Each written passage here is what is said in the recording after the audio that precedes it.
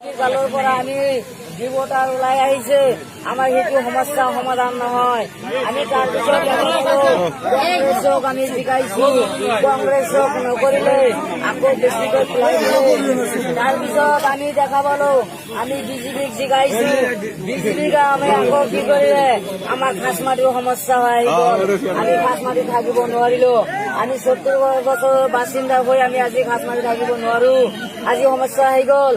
আজি আমালোকে বোলে বাংলাদেশী বুলি NRC ঘোষণা কৰিলে আমালোকৰ সকলোৱে ডকুমেণ্ট সকলোৰে আছে, কিন্তু আমি এই সমস্যা কেতিয়াও সমাধান হোৱা নাই। আমি কিমান দিন আৰু NRCৰ পৰা আমি ভুগি থাকিম। সেইটোৰ পৰা মই আহিছো যে আমি এই সমস্যা সমাধানৰ কাৰণে মই অন্যায়ৰ বিৰুদ্ধে প্ৰতিবাদ কৰিবলৈ কাৰণে মই সাজু হৈ আছো।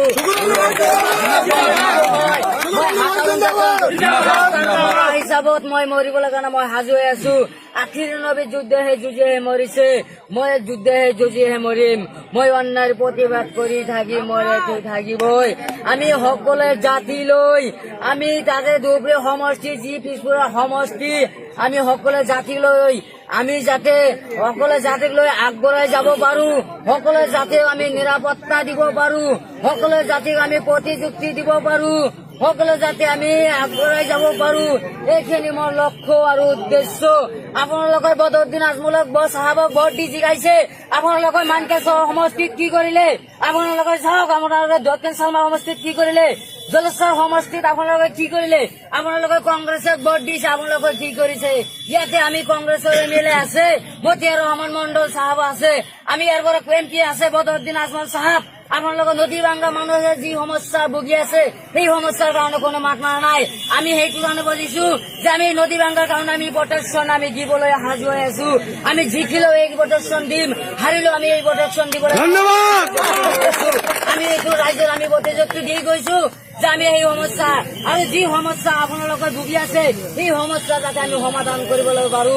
আপোনালোকক মই এজন কাৰ্পেলৰ ছবিত আমি এজন নিৰীহ মানুহ, আমি এজন দুখীয়া মানুহ, আপোনাৰ ল'ৰা হিচাপত আহিছো, আপোনাৰ সৰু ভাই হিচাপত মই ঠিক হৈছো। মই আপোনালোকৰ মহামূল্যৱান ভোট দি কাৰ্পেলৰ ছবিতে ভোট দি বিপুল ভোটত জয়যুক্তি কৰিব।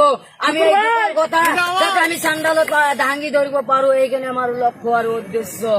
মই যাতে এইখিনি কৰিব পাৰো, আমি আগবঢ়াই যাতে যাব পাৰো, এইখিনি মই কৈছো। আৰু মোৰ টকা পইচা নাই, ৰাইজে মোক টকা পইচা সহায় কৰি আছে, পাৰিলে আপোনালোকক সহায় কৰিব। মোৰ টকা পইচা নথকা নাই, আজি আমি বেনাৰ বিচাৰি মানে বনাব পৰা নাই, অলপ কেইটামান বনাইছো।